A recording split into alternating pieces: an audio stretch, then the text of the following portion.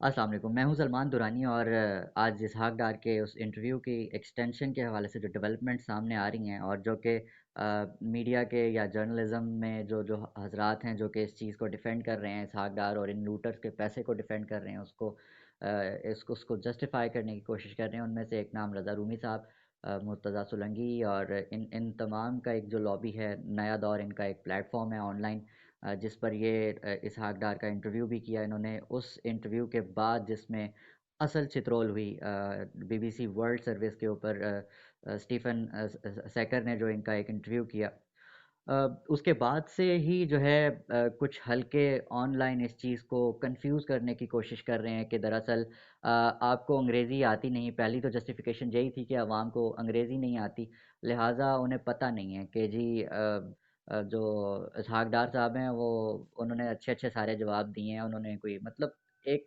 अच्छा positive image पेश करने की कोशिश की गई पहले। जी पता चल गया जी कि दूसरा ARY ने ये नशर कर दिया ट्रांसलेटेड, मुकम्मल ट्रांसलेशन के साथ उर्दू में जो इंटरव्यू है। ये बात भी जो है वो उन्होंने रॉन्ग करने की कोशिश की। उन्होंने कहा नहीं जी नहीं, अब उनके पास कोई जस्टिफिकेशन नहीं बची इस हाकदार को डिफेंड करने की, तो अब एक और कहानी सामने लेकर आए हैं। अभी अभी मैंने एक स्टोरी पढ़ी है कि जी एक इंटरव्यू पहले भी किया गया था, यह हामिद मीर के कॉलम से उठाई गई है स्टोरी, कि एक पहले भी इंटरव्यू किया गया था, नसीम ज़ाहरा ने लंदन में किया था इस हाकदार का 24 न्यूज़ के लिए। और उसको जो उसके इंटरव्यू नशर होने के बाद जो है पेमरा की तरफ से और रियासती दूसरे इदारों की तरफ से धमकियाँ आनी शुरू कर दी हो गई कि नसीम ज़हरा को जॉब से निकाल दिया जाए। नहीं निकाला जाएगा तो फिर जुर्माने और फिर चैनल भी बंद किया जा सकता है। और ये लंबी चौड़ी कहानियाँ घड़नी और ये सब इस वजह से हो रहा है कि आवाम की जो फोकस है उसको डाइवर्ट कर दिया जाए, और जो जो असल सवालात हैं वो सवालात यही हैं कि ये मनी लॉन्डर कैसे हुआ, पैसा पाकिस्तान का कैसे लूटा गया, किस बेदर्दी से लूट कर ये लोग बाहर लेकर गए।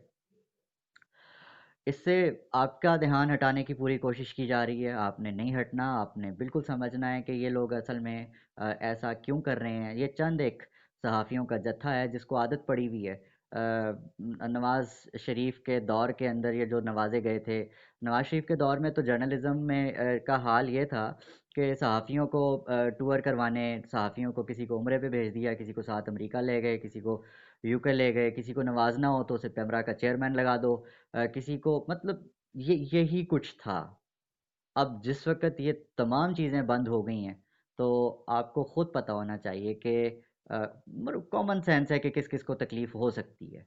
और जिस-जिस को तकलीफ़ हो रही है, वो ऑब्वियसली ट्विटर पे अपनी बात कर रहा है, वो जिस-जिस तरीके से अपनी बात कर सकता है, वो कर रहा है। तो नया दौर ने भी ऐसा ही करना है, बिकॉज़ अ, मैं तो इसको इर्रेलेवेंट समझता हूँ, लेकिन असल में प्रिंट मीडिया और जो ब्रॉडकास्ट मीडिया है, जंग उसकी है, फंडिंग उसकी रुकी हुई है, पैसे उसको नहीं मिल रहे। जो बड़े-बड़े सहाफ़ी हैं उनको पैसे नहीं मिल रहे, उनको नवाज़शें नहीं हो रही, उनको उनके लफाफे रुके हुए हैं, उन्हें ना अपने साथ सऊदीया लेकर जाया जाता है हज और उम्रे के ऊपर, ना अमेरिका की सैर करवाई जाती है, ना यूरोप के वीज़े लगवाए जाते हैं।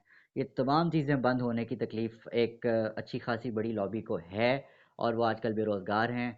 इस वजह से अब वो कोशिश कर रहे हैं कि शायद अ, इस तरफ से कुछ नहीं मिल रहा तो दूसरी तरफ का रुख किया हुआ है, और अपोजिशन और PDM को, जो कि मुकम्मल तौर पे फ़ेल हो चुकी है पाकिस्तान, और पाकिस्तान की आवाम उसे रिजेक्ट कर चुकी है, उसको भी कामयाब कहने पर मसर हैं। क्यों हैं?